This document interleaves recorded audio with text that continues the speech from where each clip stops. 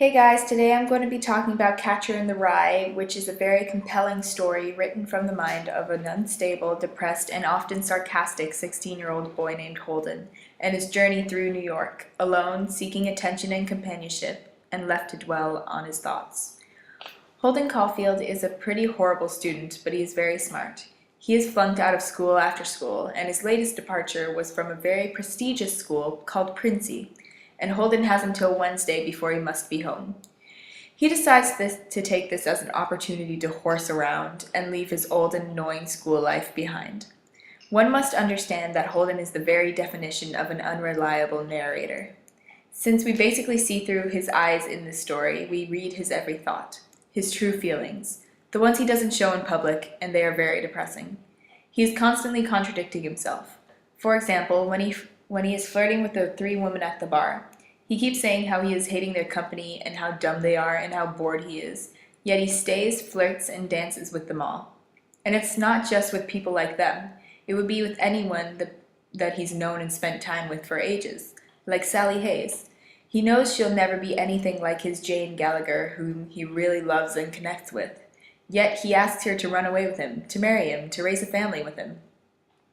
Anyway, Holden goes through a series of unfortunate events. He meets up with many different people, always trying to search for some connection that he is desperate for, and never succeeding. He's constantly willing to love, he just isn't ready for it. Holden's little brother Ali was one of the only few people who actually connected to Holden. He died of leukemia, and Holden hasn't been able to get over it. He sees death as the old man from the old man in the sea sees the ocean. Both are forces that are cruel but forgiving. Something that takes and gives. In Death's case, it takes the ones you love. Death took Ali's life before he was able to live it, and took him away from Holden and his family. But death can also give you a way to escape the hardships and turmoil of life that connects to Holden's thoughts about suicide. Towards the end of the novel, Holden decides to give up on society and move away.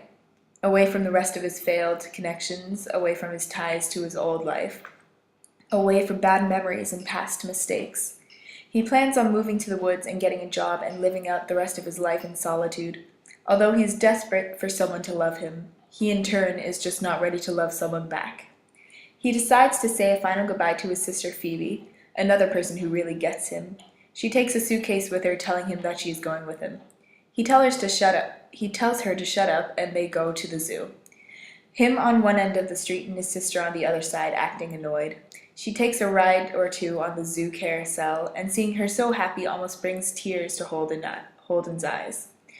He then explains to the reader, who in the story plays a therapist or a mental hospital worker, and Holden explains very bluntly about how he decided to go home and about how he got sick. But while I was sitting down, I saw something that drove me crazy. Somebody written "fuck you" on the wall.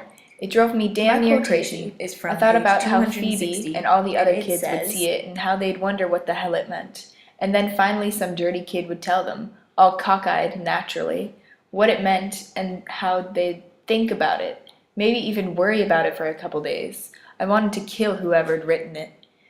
I really like this quote because it explains how Holden must feel about the idea of ignorant bliss. He must feel as though he took his years of ignorance for granted and regrets it now. He constantly wants to escape his real life, the struggles, the responsibilities, the mistakes. He wants it all to go away. He thinks of suicide often as an answer, and he knows he's depressed. He always goes on about how everything makes him depressed or sad or angry. And now he wants to protect the innocence and naivety of the children, especially Phoebe, so that none of the kids ever end up like him. I think censoring this book is dumb. All of these inappropriate topics are just more reason for us to talk about it. And Mr. Stuart Reed from the American Conservative agrees. He says, "I need not have worried. The book made little impression on him. I could quite easily have lived without the experience, he tells me now. Anything else? Yeah, he said. He didn't like all those goddams. Now that Catcher is assigned, it no longer corrupts, apparently. Children today are too worldly to buy teenage angst. Perhaps because they know they can get it for free." Alright, thank you so much for watching. I hope you enjoyed it. Please go read the book. It's absolutely mind-blowing. And yeah, see you guys around.